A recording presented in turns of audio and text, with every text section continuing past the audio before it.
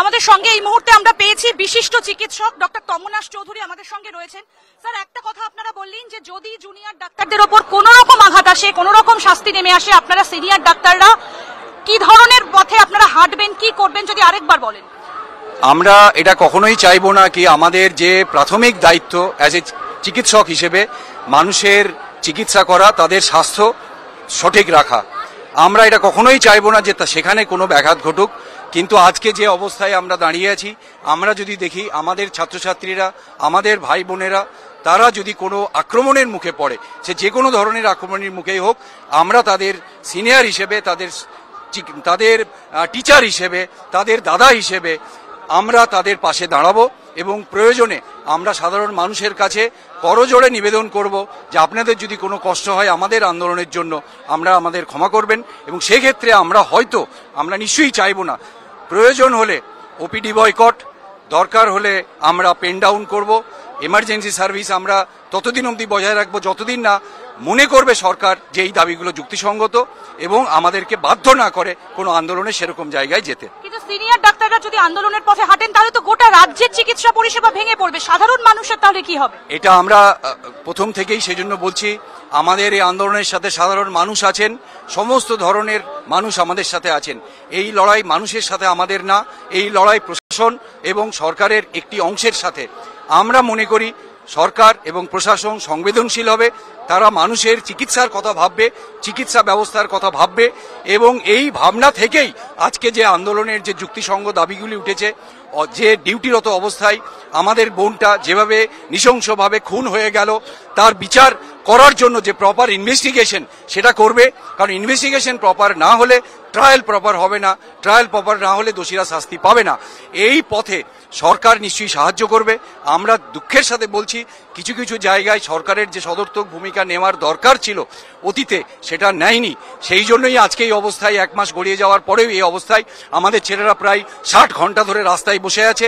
এই অবস্থার জন্য আবারও আবেদন, সরকার সংবেদনশীল হবে, সাধারণ মানুষের চিকিৎসা ব্যবস্থা টিকিয়ে রাখার জন্য সাধারণ মানুষের কথা ভেবে চিকিৎসকদের আন্দোলনের প্রতি সহানুভূতিশীল হবে এবং এই যুক্তিসঙ্গত দাবিগুলিকে মেনে নেবে। একটা দাবি গতকাল জুনিয়র ডাক্তারদের তরফ থেকে উঠছিল যে স্বাস্থ্য ভবন সাফাই অভিযান, নারায়ণ স্বরূপ নিগম যিনি স্বাস্থ্য সচিব, তার পদত্যাগ দাবি করা হয়েছে। তিনি মেল পাঠিয়েছিলেন, যেটাকে মেনে নেয়নি কোনোভাবেই জুনিয়র চিকিৎসকরা। আপনারা কি তাদের সঙ্গে আছেন? এই যে দাবি নারায়ণ স্বরূপ নিগমের পদত্যাগ, বিনীত গোয়েলের পদত্যাগ, আপনারাও কি সেই পথেই হাঁটছেন? এই যে 5 দফা দাবি আছে, তার প্রথম দাবি অভয়ার খুনিদের খুঁজে বের করা এবং তাদের শাস্তি দেওয়া। আমরা যদি দুপা পিছিয়ে যাই, দেখতে পাবো অভয়ার খুনিদের বের করার জন্য যে ইনভেস্টিগেশন, তার জন্য যে এভিডেন্স, সেই তথ্য প্রমাণ লোপাটের একটা এক্সাম্পল দিলে বুঝবেন, একটা উদাহরণ, যে সেমিনার রুম তার লাগোয়া যে ঘর, সেই ঘর ভাঙবার যে অর্ডার, সেই অর্ডার স্বাস্থ্য ভবনের প্রিন্সিপাল সেক্রেটারি নিগম স্যারের কাছ থেকেই গেছে। তিনিও এটা জানতেন, ডিএমই ডিএইচএস এটা জানতেন যে সেই সেমিনার হল ভেঙে ফেলা হচ্ছে।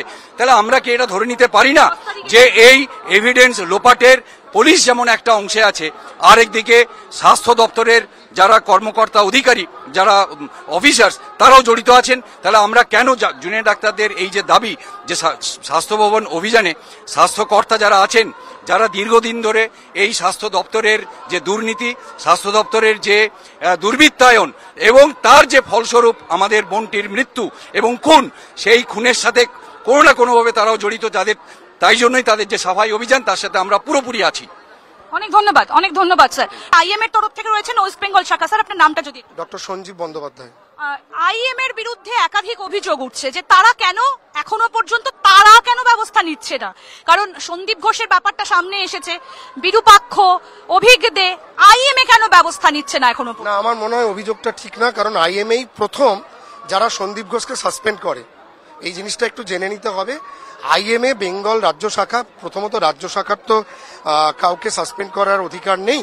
সেই জন্য আমরা প্রথম যেটা করি, আমরা আমাদের কেন্দ্রীয় নেতৃত্বকে জানাই এবং কেন্দ্রীয় নেতৃত্বর পক্ষ থেকে সন্দীপ ঘোষকে সাসপেন্ড করা হয়। পরবর্তীকালে এই দুর্নীতি চক্রের মূল মাথা হিসাবে যার নাম উঠে আসছে, সেই সুশান্ত রায়কে আইএমএ সাসপেন্ড করেছে এবং পরবর্তীকালে আরও এই যে বিরূপাক্ষ অভিক, আপনি জানবেন যে অভিক যে আইএমএ শাখার সদস্য, জলপাইগুড়ি শাখা থেকে তাকে সাসপেন্ড করার জন্য অলরেডি বেঙ্গল আইএম এর কাছে লিখিত দাবি। সাধারণ মানুষের দাবি অনেক, কারণ সাধারণ মানুষ এটাই বোঝে যে আইএমএ যারা লাইসেন্স দিয়েছে তারা প্রয়োজনে লাইসেন্সটা কেড়েও নিতে পারে। এই যে সন্দীপ ঘোষ, তার বিরুদ্ধে কি কোনো কড়া পদক্ষেপ আইএমএ নেবে? না, এখানে একটা ভুল হচ্ছে। আইএমএ কাউকে রেজিস্ট্রেশন বা লাইসেন্স দেয় না। আইএমএ হচ্ছে একটা সংগঠন, সর্ববৃহৎ ডাক্তারদের সংগঠন, যার আন্ডারে সমস্ত ডাক্তাররা থাকে। আইএমএ এর পক্ষ থেকে আমরা পরিষ্কার করে ঘোষণা করছি, সন্দীপ ঘোষকে আমরা কোনোভাবেই আইএমএ তে এন্ট্রি দেব না। এবং শুধু সন্দীপ ঘোষ নয়, এই সন্দীপ ঘোষের সাথে সাথে তাদের সাঙ্গপাঙ্গ সুশান্ত রায়, অভিক দে, বিরূপাক্ষ বিশ্বাস, যাদের জন্য আজকে আইএমএ এর বদনাম হয়েছে, তাদেরকে আমরা কোনোভাবেই আইএমএ তে এন্ট্রি দেব না।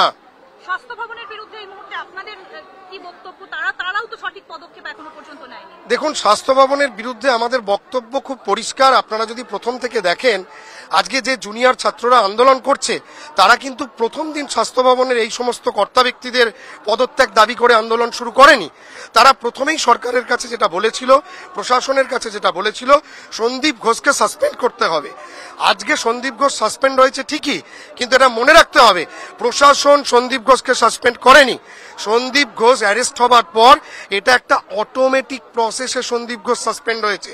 সুতরাং যে একটা বার্তা ছড়িয়ে দেবার চেষ্টা হচ্ছে সরকারের পক্ষ থেকে, প্রশাসনের পক্ষ থেকে আমরা কিছু সদিচ্ছা দেখিয়েছি, এটা সর্বৈব মিথ্যা।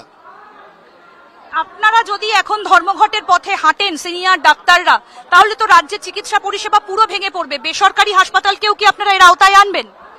দেখুন, বিভিন্ন সংগঠন, শুধু আইএমএ নয়, বিভিন্ন সংগঠন যারা আছেন, তাদের সিনিয়র চিকিৎসকরা আজকে আপনাদের প্রেস রিলিজেও ঘোষণা করেছেন যে যদি সেরকম পরিস্থিতি হয়, আবার বলছি, যদি সেরকম পরিস্থিতি হয়, যদি যারা আমাদের জুনিয়র ভাই বোনেরা আন্দোলন করছেন তাদের উপর অন্যায় অত্যাচার হয়, তাদের বিরুদ্ধে ডিসিপ্লিনারি অ্যাকশন অকারণে নেওয়া হয়, সেক্ষেত্রে আমাদের পক্ষ থেকে পরিষ্কার বক্তব্য, যারা সরকারি সেটআপে আছি তাদের গণইস্তফার পথে হাঁটতে পারি, এবং যারা বেসরকারি সেটআপে আছেন তারাও পেন ডাউন করতে পারেন।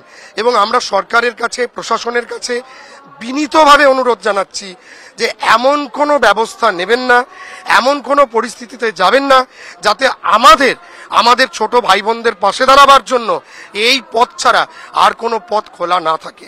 আপনাদের কাছে আমাদের অনুরোধ যে আপনারা সদর্থকভাবে এবং অত্যন্ত সংবেদনশীলভাবে জুনিয়র ডাক্তারদের সাথে আলোচনায় বসুন, খোলা মনে আলোচনায় বসুন এবং জটিলতা কাটিয়ে উঠুন। আপনারা কি এই বক্তব্যগুলো মুখ্যমন্ত্রীর কাছে লিখিত আকারে জমা দিয়েছেন যে আপনারাও ধর্মঘটের পথে হাঁটতে পারেন?